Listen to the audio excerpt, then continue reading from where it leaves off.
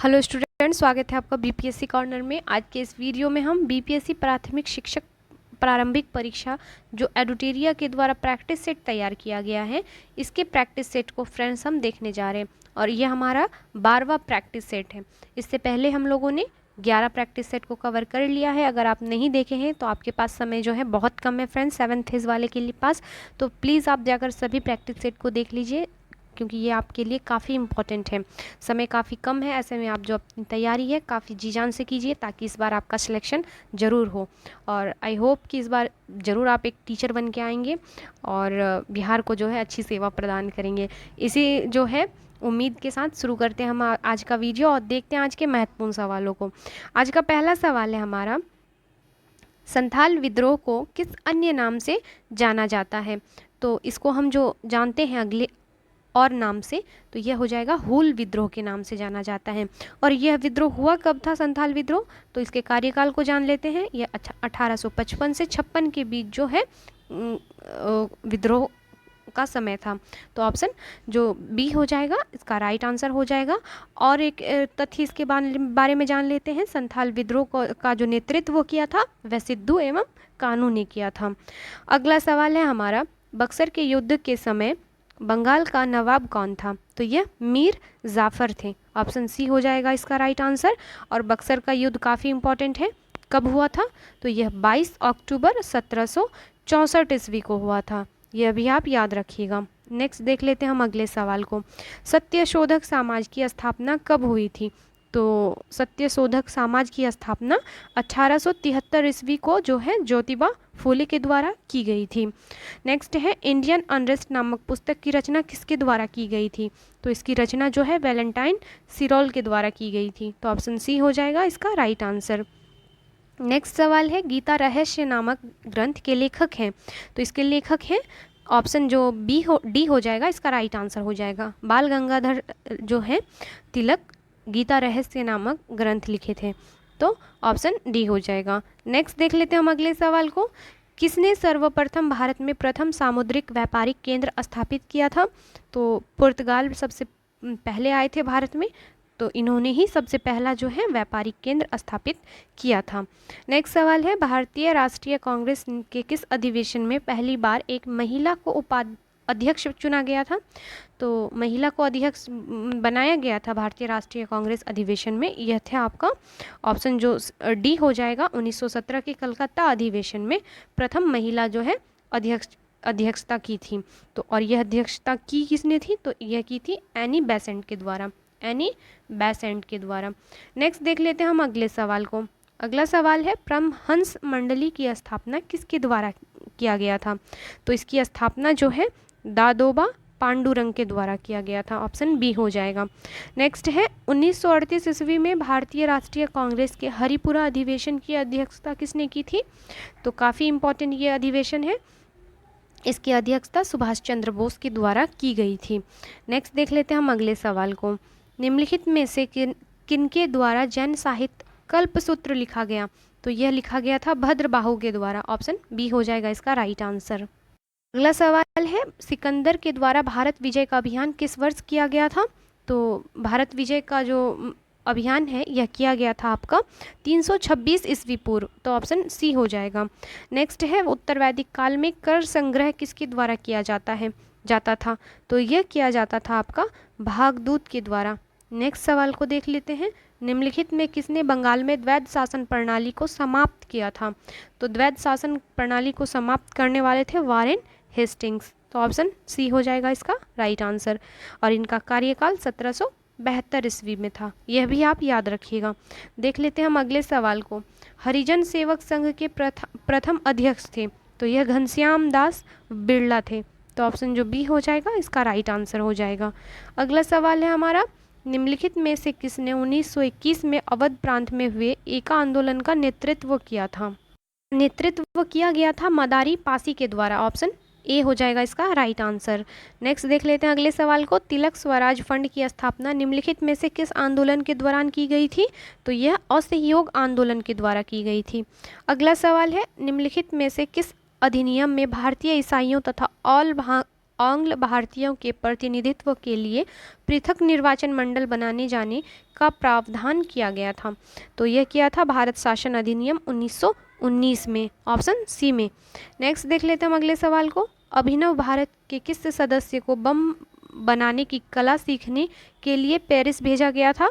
तो यह थे पी.एन. बापट, ऑप्शन बी हो जाएगा। नेक्स्ट है, निम्नलिखित में से किस समिति का गठन देसी रियासतों के लिए किया गया था? तो बटलर समिति का गठन किया गया था देसी रियासतों के लिए। अगले सवाल को देख लेते हैं। अगला सवाल है, महात्मा गांधी द्वारा भारत में पहला आमरण अनशन प्रारंभ किया गया था। तो पहला आमरण अनशन प्रारंभ किया गया था सांप्रदायिक निर्णय के विरुद्ध। तो ऑप्शन सी हो जाएगा, क्योंकि जो है 16 सितंबर 1932 में जो है यरवदा जेल में महात्मा गांधी ने सांप्रदायिक निर्णय के विरुद्ध जो है आमरण अनशन का प्रारंभ किया गया था। नेक्स्ट देख लेते हैं हम अगले सवाल को। राजा महेंद्र प्रताप ने किस वर्ष काबुल, अफगानिस्तान में भारत की प्रथम सरकार का गठन किया था? तो 1915 ईस्वी में जो है यह किया गया था। अगला सवाल है, कल्हन की पुस्तक का क्या नाम है? तो इसके पुस्तक का नाम है आपका राज तरंगिणी, ऑप्शन डी। नेक्स्ट है, महावीर स्वामी का जन्म कहाँ हुआ था? तो इनका जन्म कुंडग्राम में हुआ था, ऑप्शन ए हो जाएगा इसका राइट आंसर। और इनका जन्म 540 ईस्वी पूर्व कुंडग्राम वैशाली में हुआ था। और ये जो है जैन धर्म के 24वें एवं अंतिम तीर्थकर थे। नेक्स्ट देख लेते हैं हम अगले सवाल को। निम्नलिखित में कौन सा संप्रदाय संगीत नृत्य का विरोध करता था? तो नक्शबंदी जो संप्रदाय था यह नृत्य का जो है विरोध करती थे। तो ऑप्शन बी हो जाएगा। नेक्स्ट सवाल है, निम्नलिखित में से किस शासक ने वातापीकोंड की उपाधि धारण की थी? तो यह थे नरसिंह वर्मन प्रथम। तो ऑप्शन डी हो जाएगा इसका आंसर। नेक्स्ट सवाल को देख लेते हैं। शिवाजी और कछवाहा राजा जयसिंह के बीच पुरंदर की संधि कब हुई? तो यह पुरंदर की संधि जो है 22 जून 1665 ईस्वी को की गई थी। अगला सवाल है, निम्न में से किस मुगल सम्राटों ने स्वयं अपनी आत्मकथा लिखी थी?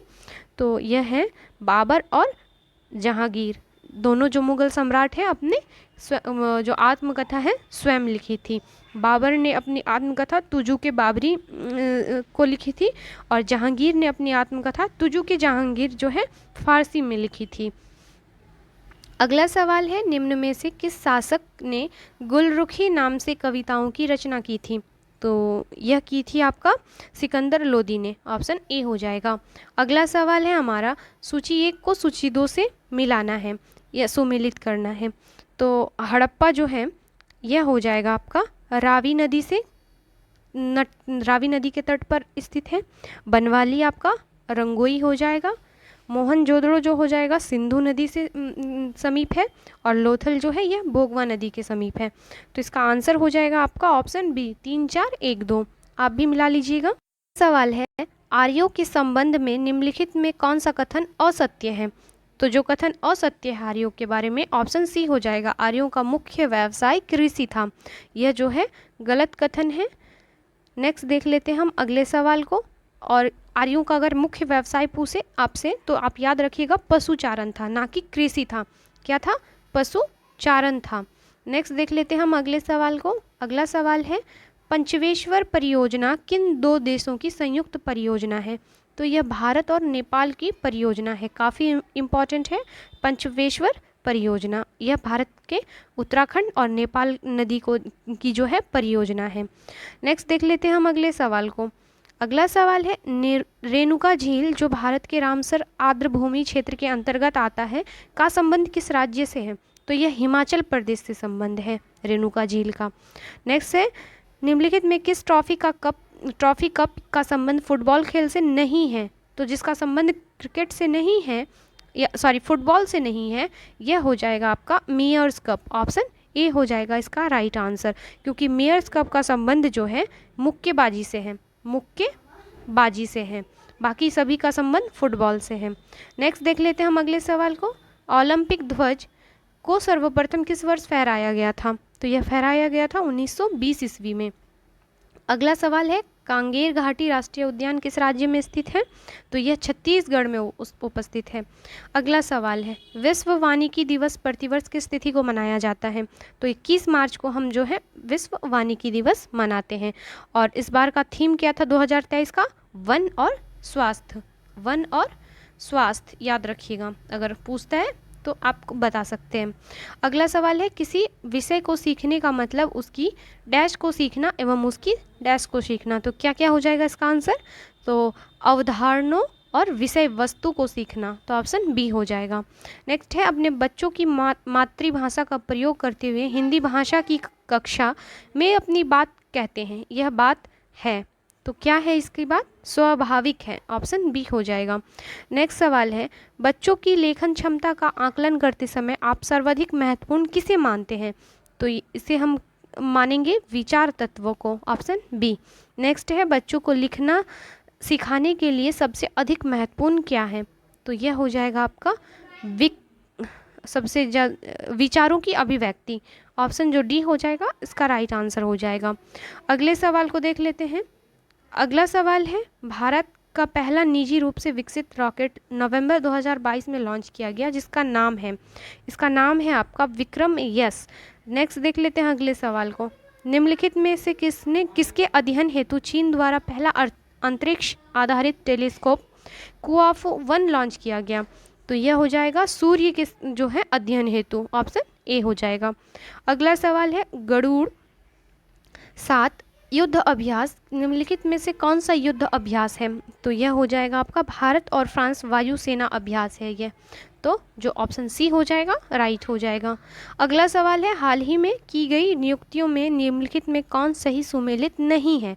तो जो सुमेलित नहीं है यह हो जाएगा आपका ऑप्शन डी, इनमें से सभी हो जाएगा, मतलब इनमें से कोई नहीं हो जाएगा, ऑप्शन डी हो जाएगा। सॉरी फ्रेंड्स, इनमें से सभी, क्योंकि इनमें से जो है सभी कथन एक दूसरे से मिल रहे हैं, सभी कथन सही हैं, तो इनमें से कोई नहीं हो जाएगा, ऑप्शन डी हो जाएगा। नेक्स्ट देख लेते हैं हम अगले सवाल को। फीफा अंडर 17 विश्व कप के संबंध में निम्नलिखित कथनों में से कौन सा कथन सही है? तो जो कथन सही है इसमें ऑप्शन ए हो जाएगा, 11 से 30 अक्टूबर 2022 तक इसका आयोजन भारत में किया गया। और जो है दूसरा, भारत के 3 राज्य महाराष्ट्र, गोवा और उड़ीसा में इसका आयोजन हुआ। तो ये जो दोनों कथन हैं सही हैं, तो ऑप्शन ए हो जाएगा। अगला सवाल है, भ्रूण किस में पाया जाता है? तो भ्रूण जो है बीज में पाया जाता है, ऑप्शन सी हो जाएगा इसका राइट आंसर। नेक्स्ट सवाल है हमारा, अगला सवाल है, प्रोटीन संश्लेषण की प्रक्रिया में mRNA का क्या कार्य है? तो इसका कार्य हो जाएगा प्रोटीन के संश्लेषण के लिए एक टेम्पलेट के रूप में कार्य करना। नेक्स्ट है, निम्नलिखित में कौन सा वायरस की विशेषता नहीं है? तो सेल्यूलर रचना जो हो जाएगा यह जो है वायरस की विशेषताओं में से नहीं है। अगला सवाल है, जनसंख्या में आनुवांशिक भिन्नता का अंतिम स्रोत क्या है? तो उत्परिवर्तन इसका जो है अंतिम स्रोत हो जाएगा, तो ऑप्शन ए हो जाएगा इसका राइट आंसर। नेक्स्ट देख लेते हैं हम अगले सवाल को। थायराइड ग्रंथि में विकृति किसकी कमी के कारण होती है? तो यह हो जाएगा आयोडीन की कमी से होती है। नेक्स्ट है, इंसुलिन क्या है? तो इंसुलिन जो है एक तरह का प्रोटीन है, ऑप्शन डी हो जाएगा। अगला सवाल है, मांसपेशियों में दर्द के उपचार में उपयोग किया जाने वाला विकिरण है? तो यह हो जाएगा आपका ऑप्शन ए, इंफ्रारेड। मांसपेशियों या जोड़ों में दर्द के उपचार के लिए हम इंफ्रारेड विकिरण का जो है उपयोग करते हैं। अगला सवाल है, ओंकोजीन संबंधित है? तो यह कर्क रोग से संबंधित है, जिसे कैंसर कहा जाता है।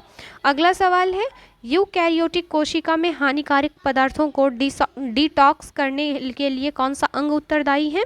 तो यह जो हो जाएगा आपका पैरिक्सीसोम, ऑप्शन बी।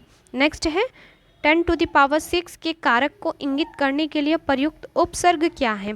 तो यह हो जाएगा आपका मेगा, ऑप्शन बी। नेक्स्ट सवाल है, थर्मामीटर और थर्मोस्टेट में क्या अंतर है? तो इसका जो अंतर हो जाएगा, थर्मामीटर तापमान को मापता है जबकि थर्मोस्टेट तापमान को नियंत्रित करता है, तो ऑप्शन ए हो जाएगा इसका राइट आंसर। देखते हैं हम अगले सवाल को। निम्न में वह घटना क्या है जिसके कारण तरंगे एक छोटे छिद्र से गुजरने के बाद फैलती हैं? तो विवर्तन हो जाएगा इसका आंसर। नेक्स्ट है, ठोस के माध्यम से ध्वनि संचरण की प्रक्रिया क्या कहलाती है? तो इसकी जो प्रक्रिया है इसको हम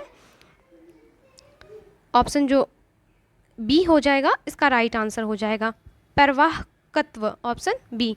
नेक्स्ट सवाल है, निम्न में कौन अनुचुंबकीय पदार्थ है? तो यह हो जाएगा एल्यूमिनियम, ऑप्शन डी।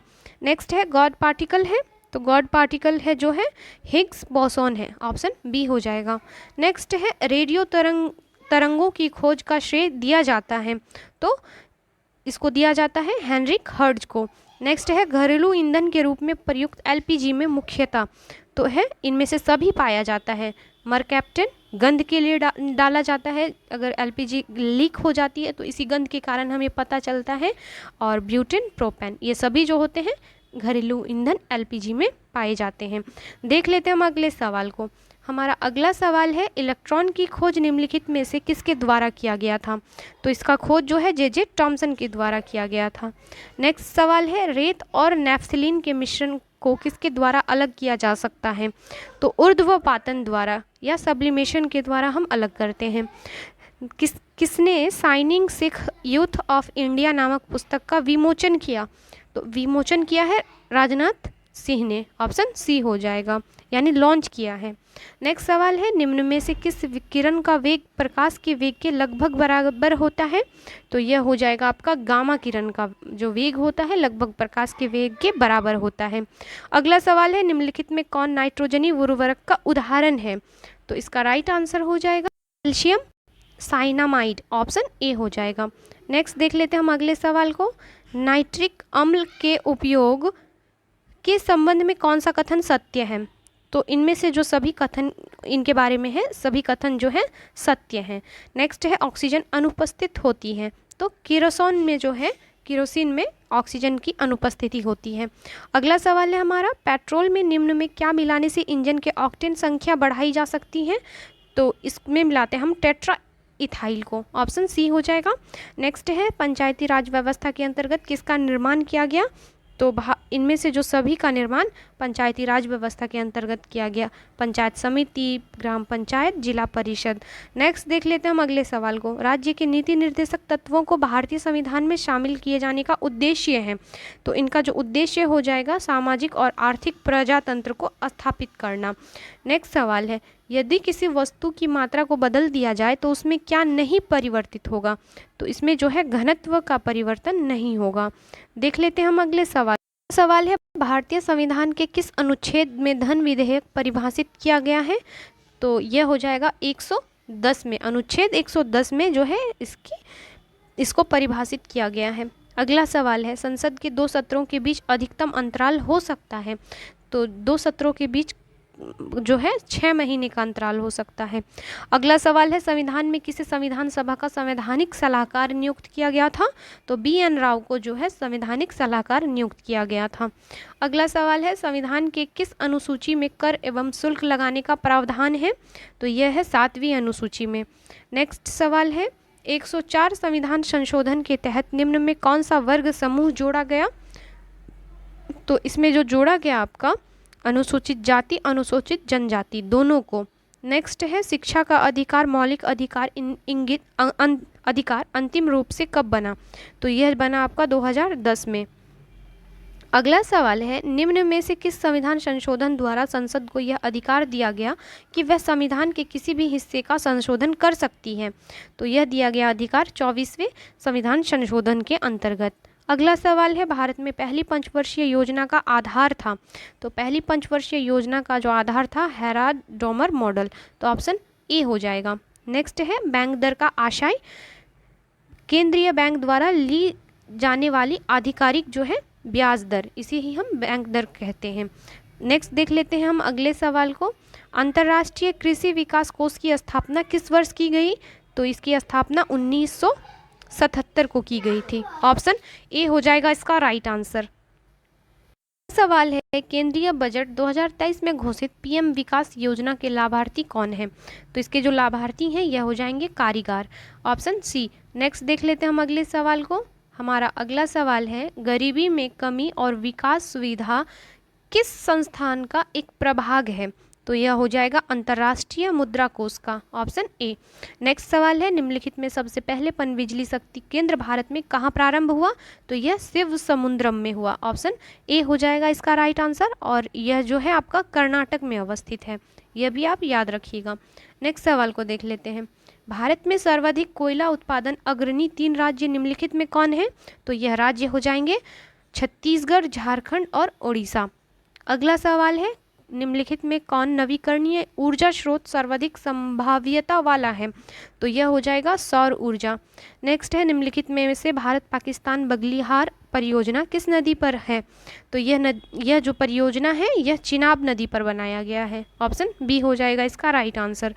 अगला सवाल है, बेल पहाड़ी, तिलैया और मैथौन बांध निम्नलिखित में किस नदी पर स्थित है? जो है बराकर नदी पर अवस्थित है, ऑप्शन सी हो जाएगा इसका राइट आंसर। नेक्स्ट देख लेते हैं हम अगले सवाल को, निम्नलिखित में से माही नदी पर कौन सी परियोजना स्थापित किया गया? तो वनकवोरी बांध, कंदाना बांध, ऑप्शन ए हो जाएगा।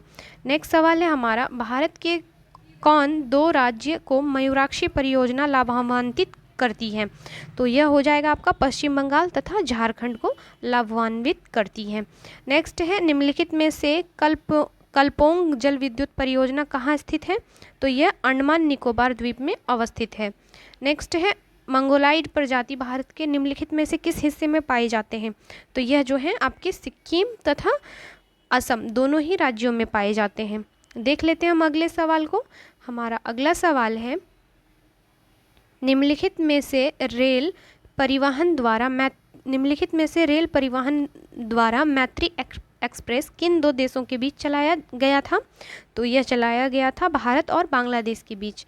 नेक्स्ट है, भारत में सूती वस्त्रों की राजधानी के नाम से जाना जाता है? तो इसे हम मुंबई के नाम से जानते हैं।